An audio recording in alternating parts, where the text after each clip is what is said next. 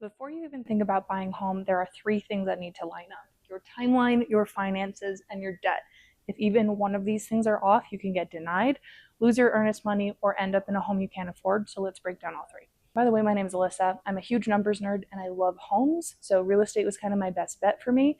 And I am hyper focused and obsessed with the semantics of helping you buy and sell real estate without the other vague promises that other agents make. Here are some of the questions that if you can answer yes to, then you should instead look at this video instead. But if you can answer no to any one of these, keep on watching. First things first, have you been at your job for 2 years? Yes? Keep on going. Do you have a plan for renting or selling? Yes? Keep on going.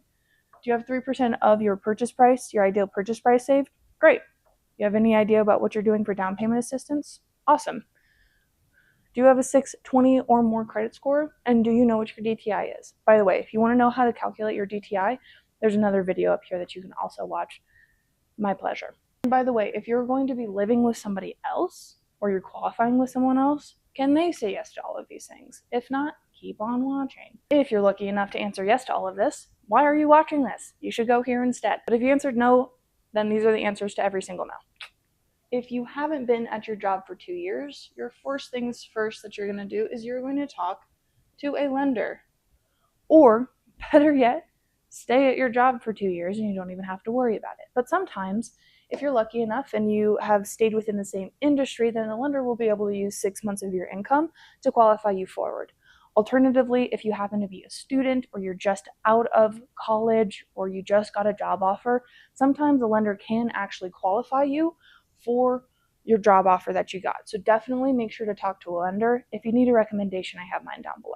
Biggest thing with that is don't assume that you're out. Make that call first, please. If your credit score is under 620, don't freak out. Honestly, most of the time they take an average of the three. They use the lowest when they're qualifying you for a mortgage. However, if you're still under 620 at your lowest, then here's some things that you can do. First things first, you can always consolidate your debt. I wouldn't really suggest this, but I'm not living your life. I don't have your money. I can't make those decisions for you. But in my personal opinion, not a big fan of debt consolidation. I would really just pay off your debt. But really, honestly, you should talk to, guess what?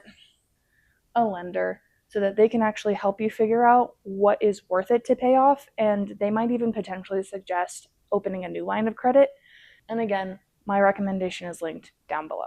Alternatively, if you don't even have a credit score, I highly suggest going to Credit Karma as a free resource. This is not sponsored, I wish it was, but I would suggest going to them as a free resource and looking at some of the secured cards that you could end up using. At the end of the day, you essentially put a security deposit down and that's really what you can use. So if you're only really comfortable with spending $500 on a credit card, put $500 on that secured card, build up your credit so that you can have something there.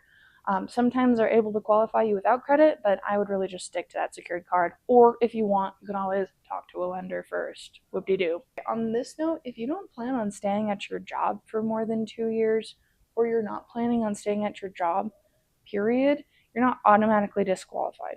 Now for the finances, because this is obviously going to be the best part. So, if you don't have 3% down of your ideal purchase price, what are you doing? No, I'm kidding.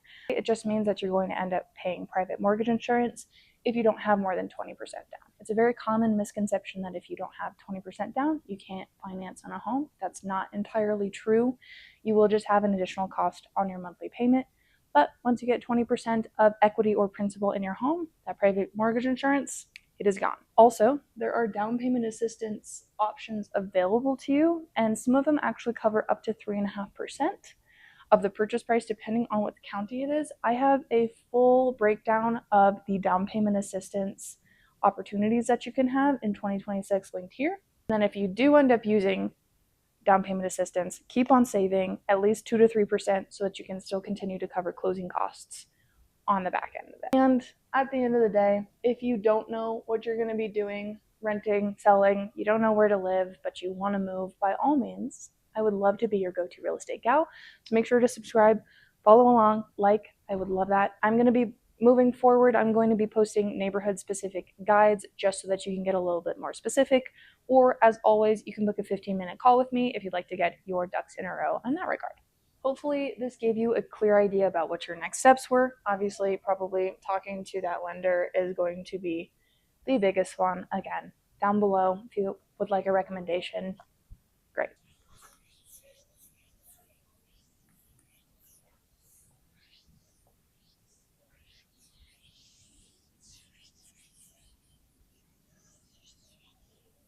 Please don't look at the back of my head. Oh my god. Oh my god. Yikes.